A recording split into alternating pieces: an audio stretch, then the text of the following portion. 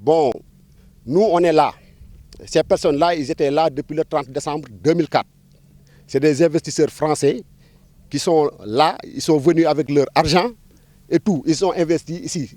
Mais depuis le 30 décembre 2004, au régime de Wade, ils ont venu nous bloquer les travaux.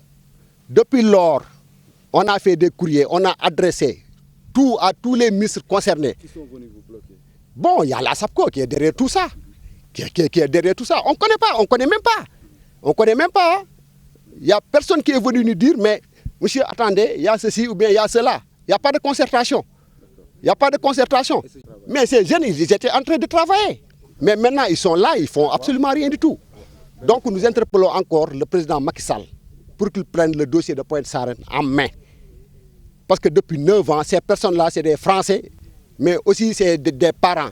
Parce qu'ils ont quitté leur pays, venir chez nous, investir, donc on doit les épauler. Si on ne peut pas les faire, on n'a qu'à leur dire ce qui se passe. Qu'est-ce qui se passe? C'est la question qu'on se pose. L'investissement, c'est presque à terme, c'est 100 milliards à terme. Donc c'est 13 projets, donc ça c'est pas 13 millions, c'est pas 10 millions. Bon, les jeunes qui sont derrière nous, c'est des jeunes. Parce que nous disons que ce projet-là, je ne dis pas que Pointe Sarène, mais Pointe, Mbour et toutes les communes environnantes peuvent en bénéficier. Vous avez compris? Donc nous interpellons encore le président Macky Sall pour qu'il prenne ce dossier-là en main. Parce que c'est lui qui avait promis aux jeunes du travail. Ça, nous, on n'est pas là pour se jeter des pierres. Non, on ne jette pas des pierres. Le président Macky Sall, il est là, il a dit que c'est rupture. Mais cette rupture-là, on ne le sent pas. Pourquoi on ne le sent pas? Ces investisseurs-là, ils sont là à courir. Mais il y a des préjudices causés depuis le 30 décembre 2004. Lorsque le président Macky Sall est venu au pouvoir, mais on a dit que mais voilà, le problème va être décanté.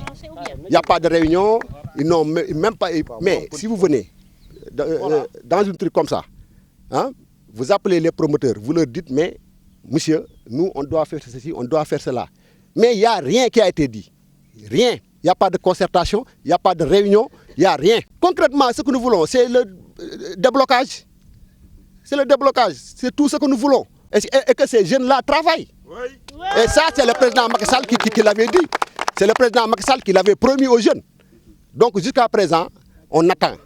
On veut que le président Macky Sall prenne le dossier de Pointe Sarène en main. Oui, il y a des résidences, il y a des hôtels. Il y a tout, on avait prévu de faire beaucoup de choses. Mais ce blocage-là, vraiment, depuis 9 ans, on court derrière ce truc-là. Chaque commencement doit avoir un fin.